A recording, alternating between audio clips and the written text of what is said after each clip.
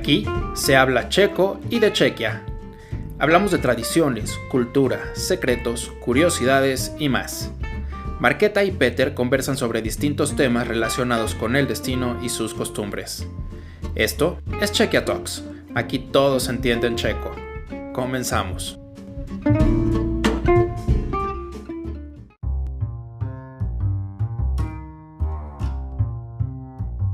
Bienvenidos al cuarto capítulo de nuestro podcast Chequia Talks, donde junto con Markéta estamos hablando de cosas checas, raras, extrañas, frikis, como dice Markéta.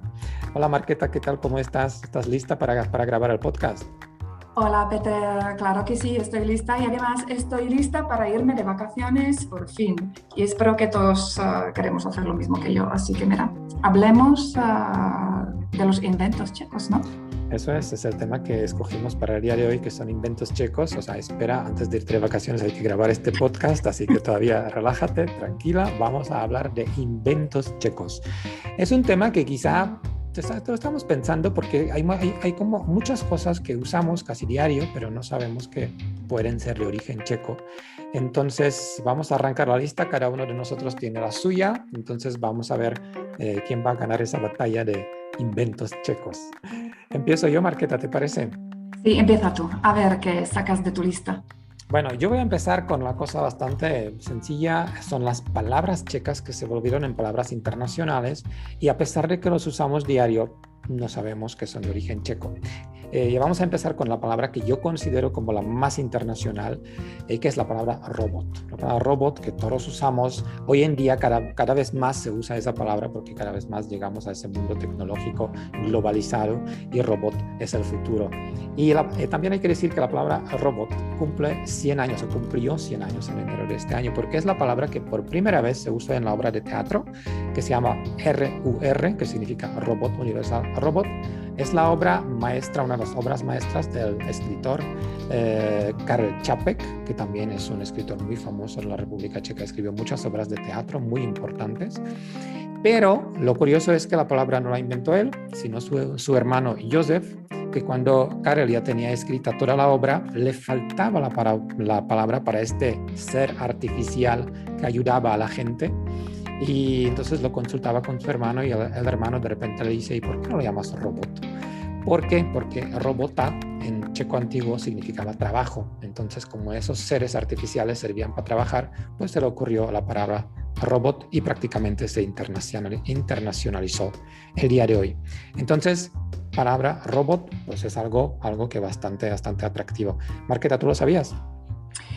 Yo lo sabía, claro que sí, porque todos los niños checos estudian eso en el colegio, ¿no? Y además todos los checos somos muy orgullosos de que también de nuestro idioma ha enriquecido los idiomas mundiales con esta palabra, pero no es la única, ¿no? Creo recordar. No es la única, pero hablando de robots hay que decir una cosa. Fíjate que de eso se habla ahora mucho porque en la obra de Karel Čapek de RUR, los robots al inicio ayudan al ser humano, pero debido a que los está esclavizando, acaban rebelándose. Entonces imagínate que hace 100 años él ya prácticamente estaba un poco prediciendo lo que tal vez podría pasar en el futuro, ¿no? También eso hay que decir con la palabra robot. Tengo dos palabras más. Una palabra quizá nadie se imagina que tiene origen en el checo, que es la palabra dólar, que en el siglo XVI, en el Reino Checo, en el Imperio Austrohúngaro, se empezó a utilizar la palabra tolar de Jáchymov. Jáchymov era el lugar donde eran minas de plata y ahí se acuñaba la moneda que se llama tolar. Como tenía muy alto porcentaje de plata, se convirtió en la moneda europea que tenía mucha fama, mucho valor, se usaba en muchos países, incluyendo España, y en España le cambiaron un poco el nombre, en vez de tolar lo llamaban dólar. Y de ahí se empezó a acuñar esa moneda, se empezó a acuñar una moneda parecida en el Nuevo Mundo, o sea, en México, y esa moneda se empezó a llamar dólar español. Y ese dólar español llega a Estados Unidos, todavía no existía en Estados Unidos, era una colonia británica, pero cuando Estados Unidos se independizan en 1776, tomaron la decisión de que dólar, por ser una moneda tan fuerte, se va a convertir en el nombre de su moneda nacional. Entonces, por eso dólar proviene de la palabra checa dólar. Hasta ahí tenemos nuestra manita checa metida. Y la otra palabra que también quizá no se imaginan que tiene origen checo es la palabra pistola. O sea, en checo pistole, que proviene también, que se supone que proviene de una palabra checa que se llama pišťala, que era como flauta, y que era una arma que usaron los husitas, que era un ejército, digamos, de rebelión en el siglo XV, y era prácticamente un palo de madera con un cañón arriba que servía solo como para espantar un poco al enemigo, ¿no? Pero de ahí proviene la palabra pistola, que también es de origen checo. Pues son las tres palabras: robot, pistola y dólar. ¿Qué tal, Marqueta? ¿Qué opinas? Muy bien, ¿no? Pues, ¿qué opino yo? Mira, yo te voy a dar otro invento checo que alguien puede discutir que no es invento checo, y ahora en un ratito te voy a explicar por qué. Es el pararrayos. Y pararrayos es un alambre que se pone al lado de las casas, ¿no? Y cuando viajamos a Chequia, mucha gente siempre me pregunta, oye, ¿eso qué es? O sea, ¿es una antena de teléfono o para qué sirve? Entonces tengo que explicar que casi 270 años desde que un checo hizo pararrayos conocido en el mundo entero, ¿no? Era sacerdote, teólogo, científico, que se llamaba Prokopjevič, y instaló en su pueblo, en Moravia, es un pueblo pequeñito, primer pararrayo en 1754. Es verdad que este invento no se hizo muy famoso gracias a nuestro Prokopjevič, pero se hizo famoso por estadounidense Benjamin Franklin. Pero bueno, no cambia nada en que Prokopjevič colocó esta barra al lado de su casa. Era una barra metálica de 40 metros de altura, fue sujeta con 3 cables y en lo alto tenía 12 cajas metálicas con cientos de agujas de metal que fueron cubiertos de virutas de hierro. Y la intención de Jevish no era atraer los rayos, sino justo lo contrario, de repelerlos. Y los experimentos que hizo este señor con sus pararrayos eran muy avanzados y independientes de lo que haría el estadounidense. Y es verdad que no estuvo en su tiempo muy bien acogido por la gente del pueblo, porque te puedes imaginar que a mediados del siglo XVIII había muchas creencias, supersticiones. La gente creía que el pararrayos de Jevish era culpable de la sequía que hubo aquel entonces en la zona, pues lo tiraron abajo y lo destruyeron. Pero bueno, en el pueblo en el que vivió Jevish, que se llama Příměřice, que está muy cerca de la ciudad de Znojmo, en Moravia del Sur, se puede visitar hasta el día de hoy la casa natal de Jevish, y enfrente de su casa hay un pararrayos que es perfectamente capaz de atraer los rayos y además disipar o distribuir su energía llevándolo hacia el suelo, ¿no? Y es verdad que este señor, cuando lees sobre él, era bastante curioso, ¿no? Porque era, como he dicho al principio, era sacerdote y fue muy atraído por la electricidad. Y es incluso el autor del tratado Teoría de Electricidad Meteorológica. Qué pena, porque también tengo que decir que este tratado fue muy ignorado por la comunidad científica. Y curiosamente, este señor tuvo mucho más éxito con el pararrayos con su extravagante Denis d'Or, que era un instrumento musical con 800 cuerdas metálicas, 3 teclados y un sistema de pedales que funcionaba, como no, con electricidad. Y este señor también ideó un primitivo generador eléctrico llamado Electrum. Así que desde aquí yo digo que hay que darle el reconocimiento a Prokopjevič por, a pesar de que Benjamin Franklin le dio a lo mejor mucha más famosidad, ¿no?, a este pararrayos. Así que este sería uno de mis primeros inventos checos. Y qué interesante el personaje, ¿no? Y sí, ¿verdad? Imagínate cómo espantaba a la gente si te pones un pararrayos en tu jardín a mediados del siglo XVIII, pues la gente tenía que estar medio pensando que era un brujo, ¿no? Tal vez. Completamente, porque era muy aparatoso. Tú que ves en la foto de su casa natal, realmente es una cosa bastante grande. Entonces, en el siglo XVIII tenía que ser como mínimo sorprendente. Sí. Además, ¿sabes qué? Me llamó la atención que era un sacerdote, porque el otro personaje de que quiero hablar yo, que tengo yo en mi lista, también era sacerdote, era fraile, Agustino, y también se dedicó a la ciencia, no a la electricidad, pero a la genética. De hecho, se dice que Johann Gregor Mendel es padre de la genética moderna, porque este señor era fraile, pero también era un investigador, digamos, un científico.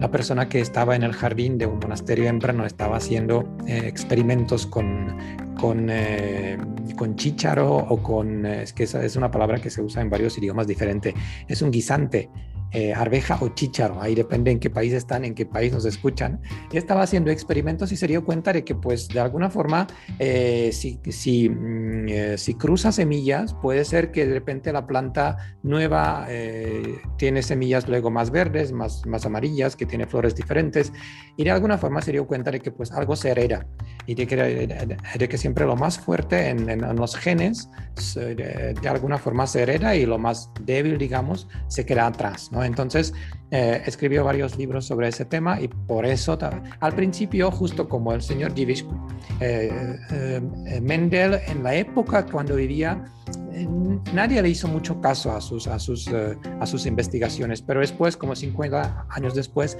de repente alguien descubrió su obra y se dio cuenta de que prácticamente él puso las bases de la genética moderna, ¿no? Entonces, Mendel es un personaje que vivía y trabajaba en Brno, en Moravia. De hecho, hoy en día en Brno se encuentra un museo que se llama Mendelianum, que es prácticamente el museo dedicado a la genética. Pueden ver ahí las, digamos, formas de ADN, pueden ver también el propio lugar donde trabajaba Mendel, digamos, su oficina.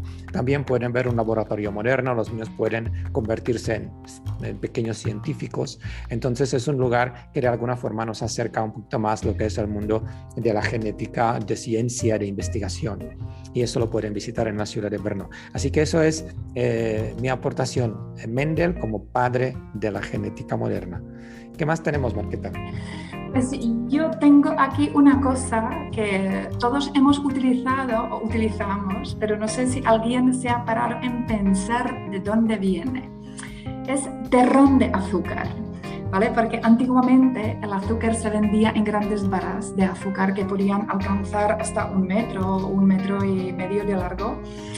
Y pues ya nos podemos imaginar que era algo bastante incómodo de llevar a tu casa y cortarlo, ¿no? Incluso podría ser algo peligroso, ya que estas barras había que cortarlas en casa y la gente se cortaba las manos, las cosas como son, sobre todo los que somos un poquito más apañados, pues terminaban con cortes en la mano cuando cortaban el azúcar para el consumo. Pues en 1841, el director de refinería de Dačice, que es una pequeña ciudad de Bohemia del Sur, después de que su mujer se cortara la mano al cortar el azúcar, construyó una prensa especial que producía terrenos de azúcar.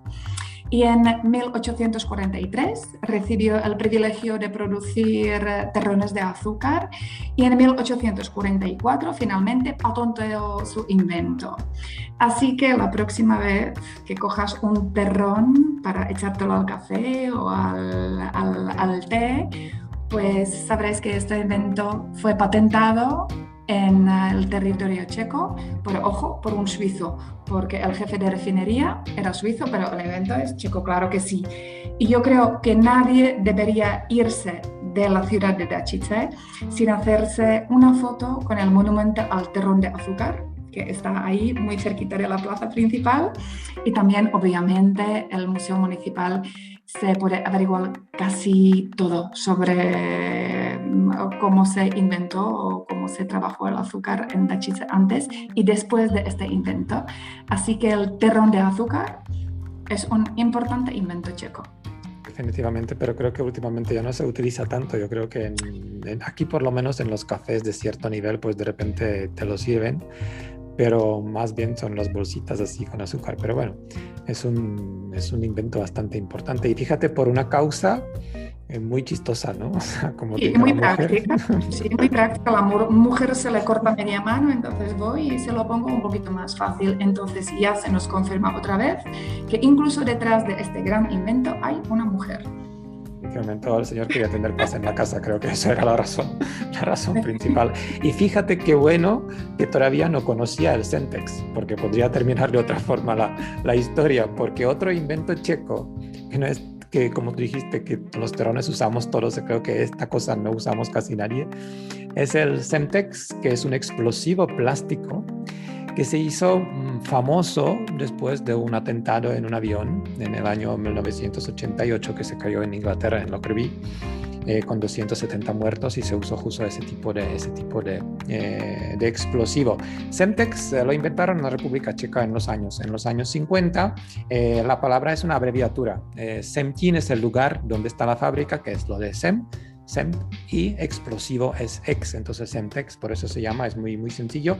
Es chistoso que esto se hizo porque el gobierno checo o checoslovaco en esa época pidió al señor Brevera, que es el que inventó el Semtex, a principios de los 50, que crea un explosivo plástico muy potente y a la vez capaz de resistir los disparos de una ametralladora sin que explotara.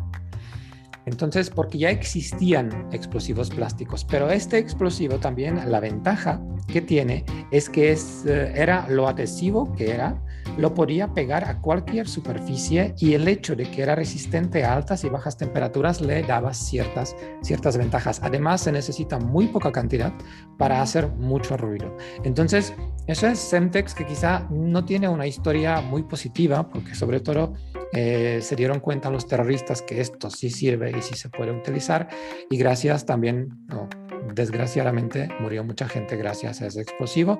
Pero bueno, hay que decir que es un invento checo y que también es un explosivo que tiene buenos fines, porque también se utiliza en forma comercial, por ejemplo, en demoliciones. Entonces necesitas poca cantidad para destruir un edificio que tienes que sustituir con otro, ¿no? Entonces ahí tenemos Semtex, pues una cosa que qué bueno que el señor que inventó el terrón no conocía, porque quizá la historia familiar podría terminar de otra forma, ¿no? Sí, pues si te parece, Peter, de explosivo, vamos a ir a otro personaje que a mí, igual que Prokopjevic, me parece admirable y muy interesante cuando empiezas a leer sobre esta persona. Es un médico, Dr. Jansky, que estableció los 4 grupos sanguíneos, ¿no? Este médico se dedicó a las investigaciones de laboratorio, y su objetivo fue aclarar si existe alguna relación entre los trastornos mentales y la composición de la sangre. Fíjate qué interesante. Y para ello analizó más de 3.000 muestras de la sangre de sus pacientes. El médico quiso averiguar si el suero sanguíneo de los pacientes psicóticos, especialmente los que tenían esquizofrenia, difiere por sus características de aglutinación del de las personas normales. Y según la coagulación de la sangre, el Dr. Jansky estableció 4 grupos sanguíneos que hoy en día designamos como 0, A, B y AB. Y además fue el primer científico del mundo en decir que no existían más que estos 4 grupos sanguíneos. Y con este descubrimiento suyo posibilitó la realización de las transfusiones sin el peligro de que el paciente muriera al recibir la sangre de un donante inadecuado, ¿no? Y hay que decir también que el Dr. Jansky publicó su descubrimiento en 1906 y directamente en 1921 la Asociación de Médicos Norteamericanos aceptó la designación de los grupos sanguíneos establecida por el Dr. Jansky y confirmó con ello la prioridad de su descubrimiento. ¿Y por qué lo cuento? Pues porque Jansky descubrió los grupos sanguíneos independientemente del austríaco Karl Landsteiner, quien en 1930 recibía el Premio Nobel de Medicina por el mismo descubrimiento y la identificación del factor RH. Así que no fue Dr. Jansky, pero fue Karl Landsteiner quien recibió el Premio Nobel, pero era Jan Jansky quien hizo este descubrimiento. Definitivamente, es un descubrimiento muy importante, fíjate. O sea, pero fíjate que bien lo tenemos planeado, ¿no? Terrón de azúcar, Semtex, luego explota algo, luego la sangre que hay que hacerla y vamos a otra parte médica, a otro descubrimiento que creo que algunos opinan que es el invento checo más importante del siglo XX y son los lentes de contacto.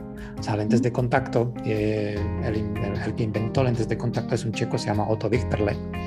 Es un científico muy importante. De hecho, les voy a leer una parte que dice que Otto Wichterle logró fabricar lentes de contacto blandas a partir de un hidrogel que proporcionaba una amplia gama de beneficios en comparación con las lentes de contacto duras hechas de vidrio. Es decir, que combinó dos tecnologías diferentes, una lente de contacto dióptrica y la producción y procesamiento de hidrogeles que hasta entonces no era para nada utilizados. Hay que decir que hidrogel tiene varias cosas que son bastante positivas en comparación con vidrio, sobre todo es mucho más plástico, no daña el ojo, no deja pasar el agua, entonces de alguna forma él se fijó que este material podría funcionar y podría convertirse en algo muy bueno para la gente que no quiere usar lentes tal cual. Pero también es muy chistoso que él, digamos que la primera máquina de fabricar lentes de contacto lo hizo Wichterle en una Navidad, en el año 1961, que su hijo jugaba con algo que nosotros conocemos como Merkur, que creo que ustedes en España no sé si lo conocen como Mecano, algo así, es como un juego mecánico que sirve para los niños para que aprendan a trabajar con tornillos y con cosas así. Entonces utilizó este juego de su hijo y en la Navidad de 1961 construyó la primera máquina para fabricar lentes de contacto. De hecho, con esa misma máquina creo que fabricó los primeros 4 pares de las lentes de contacto. Y todavía existe esa máquina, creo que está expuesta en el Museo Técnico de Praga. Entonces, por esa casualidad, de alguna forma, nació algo que hoy en día se llama lentes de contacto. Pero hay que decir que hablamos de la época comunista y uno puede pensar que con ese descubrimiento el señor Wichterle se hizo no solo famoso, pero también rico. Pero desgraciadamente no es cierto, porque el sistema político comunista de alguna forma se quería aprovechar de su descubrimiento y el gobierno comunista no supo apreciar la importancia de este descubrimiento y la Academia Checoslovaca de Ciencia vendió las patentes y licencias a un precio muy poco ventajoso y sin el conocimiento del señor Wichterle a los Estados Unidos. Entonces, Wichterle prácticamente se quedó sin ningún tipo de recompensa económica, pero obviamente su descubrimiento hoy en día se considera uno de los más importantes descubrimientos checos. Así que lentes de contacto también son de origen checo. Muy bien, además muy importante a la hora de hacer deporte, de viajar, ¿no? Sin gafas, que a veces nos puede ser un poco muy interesante. Yo te voy a decir que también el primer ferrocarril público en Europa se construyó en la República Checa. Y tú sí que lo sabías, porque tú eres de la ciudad de České Budějovice. Hay que repetirlo siempre. Los que somos del sur de Bohemia, pues tenemos muchas cosas así, muy interesantes. Muy interesantes. Entonces deberíamos saber que entre České Budějovice y la ciudad austríaca de Linz se construyó el primer ferrocarril público tirado por caballos en Europa, que empezó a funcionar en 1832. Y para que te hagas una idea, fueron casi 130 kilómetros, había 10 estaciones o paradas en el recorrido.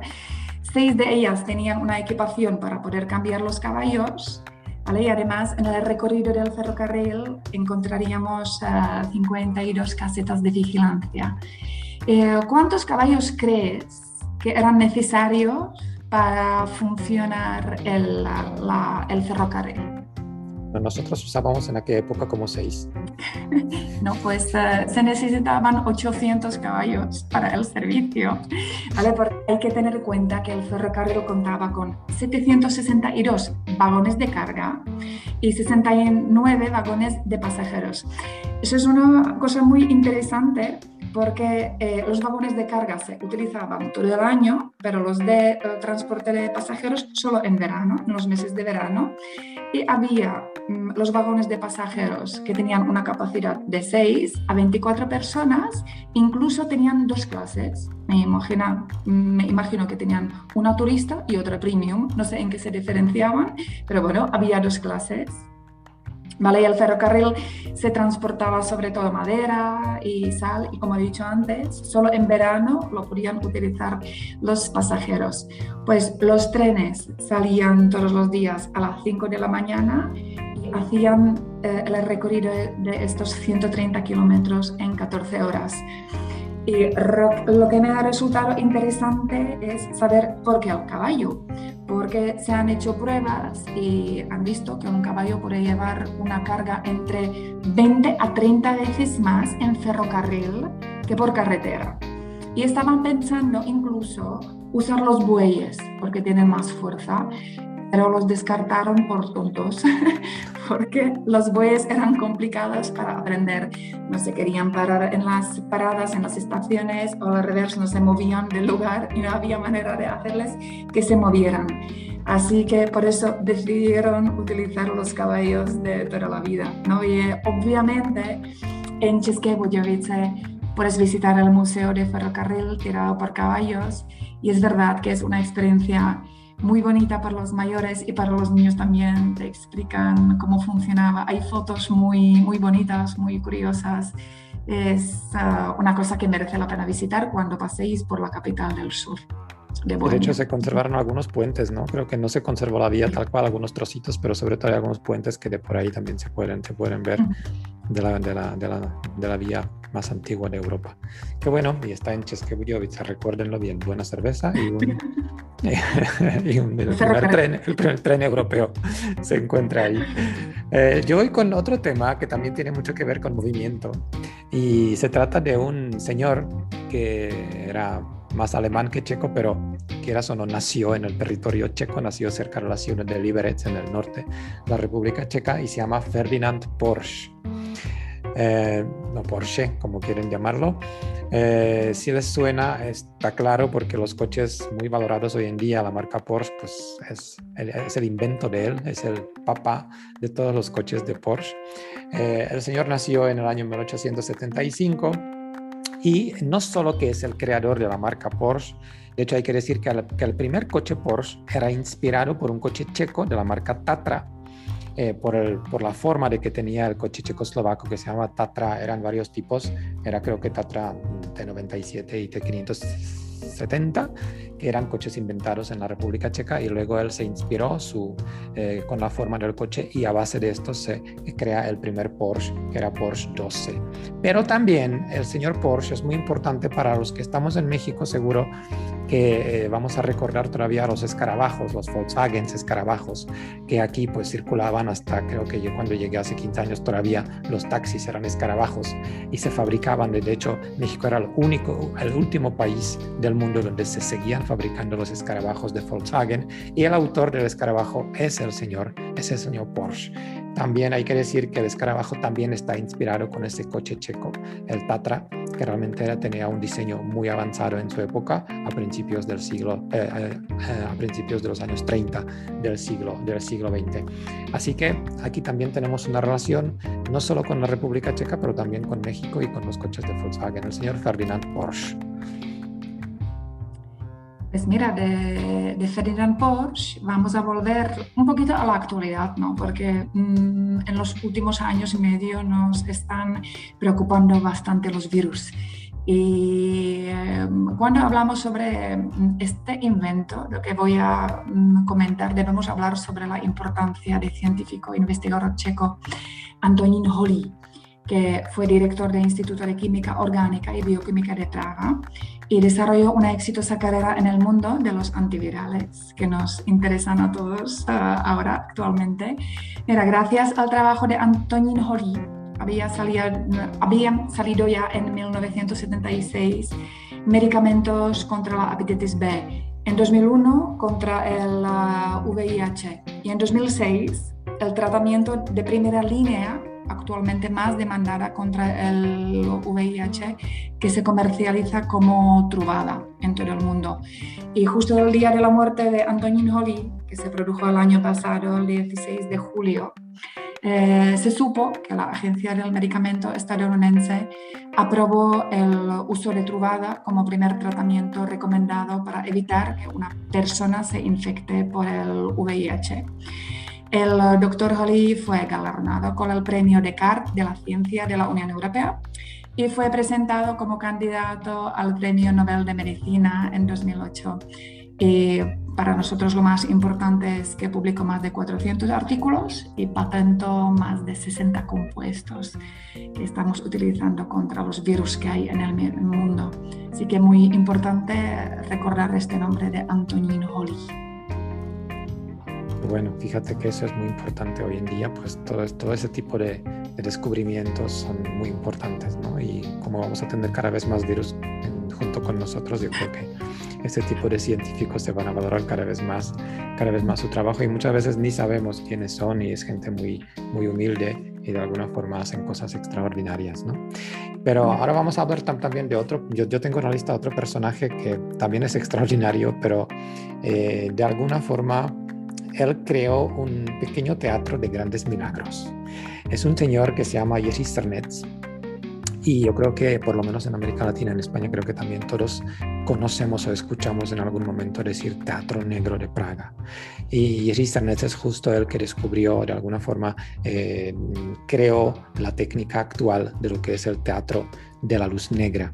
Quiere decir que es un señor que siempre utilizaba mucho la fantasía, también el señor que quería motivar la fantasía de la gente para que la usen, para que se imaginen cosas, para que de alguna forma puedan vivir un mundo distinto en el que viven en lo que es el mundo real.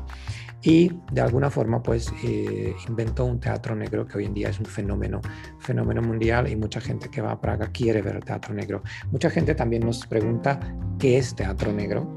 Entonces hay que decir que pues es un teatro donde actúan actores, pero también donde se mueven objetos.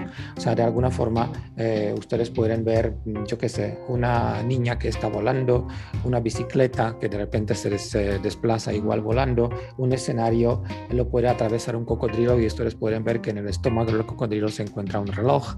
Pues son cosas que de alguna forma hacen magia la luz, y lo negro hace la magia. Tienen actores que se ven y tienen actores que no se ven. Los actores que no se ven están vestidos completamente en negro y son ellos los que están moviendo los objetos detrás de los actores reales.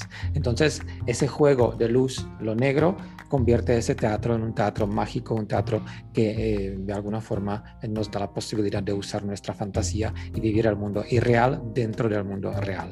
Así que Jerzy Sternetz inventó eso, que es el teatro negro, que hoy en día cuando van a Praga lo pueden visitar en varios lugares, y muchos teatros negros checos hacen giras por España, por América Latina, donde también lo pueden ver. Nos podemos convertir en niños para un rato, para vivir en el mundo de una fantasía increíble.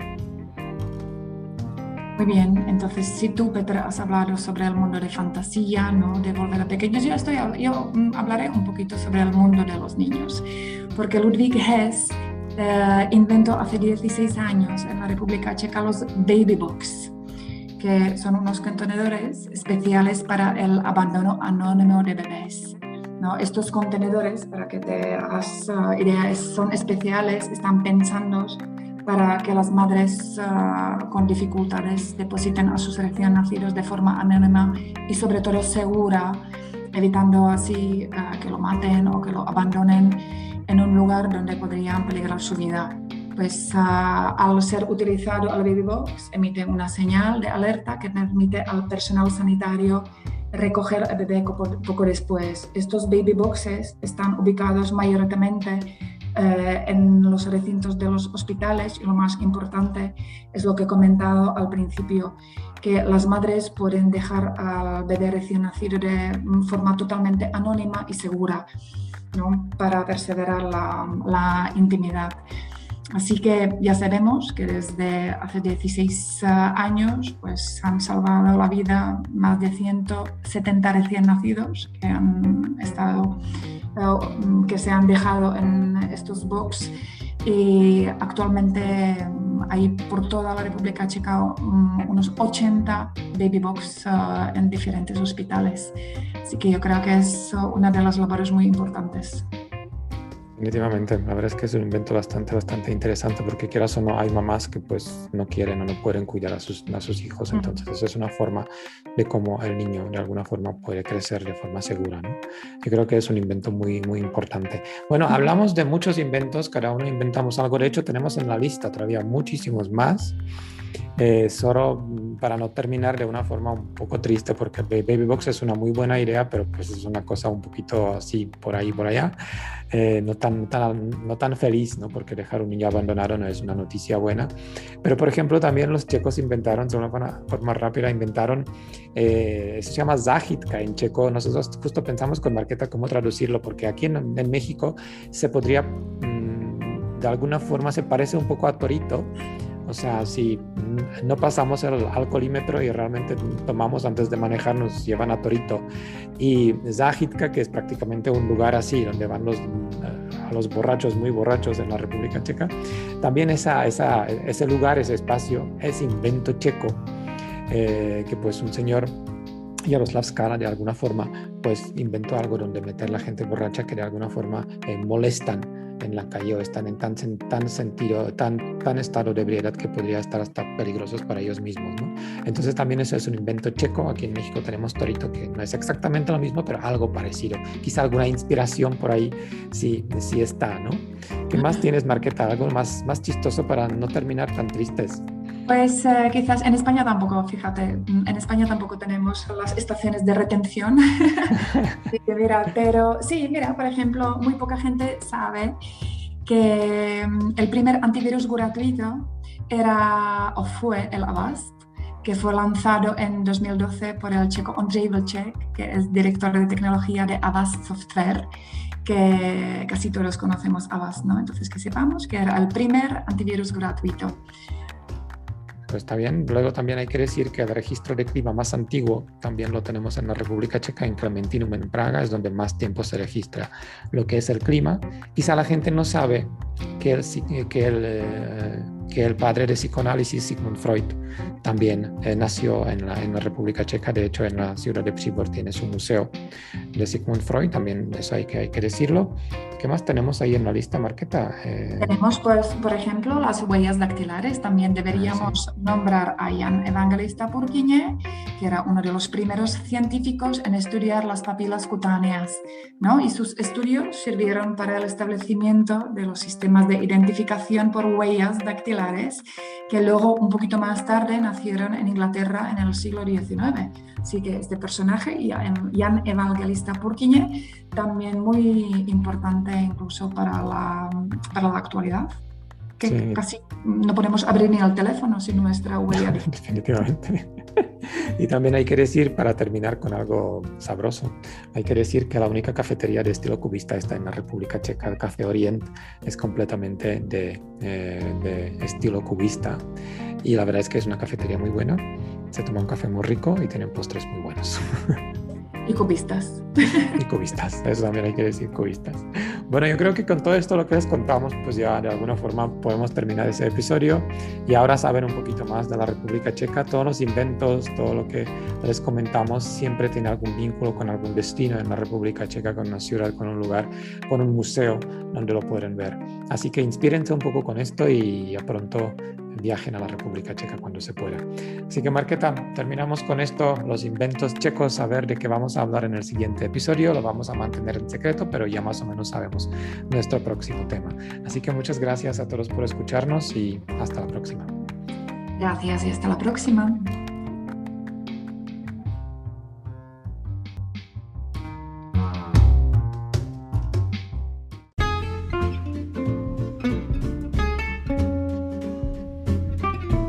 Gracias por escucharnos. Ahora eres un poco más checo. Gratulujeme. Descarga Plan Chequia en tu plataforma favorita. Ahoy.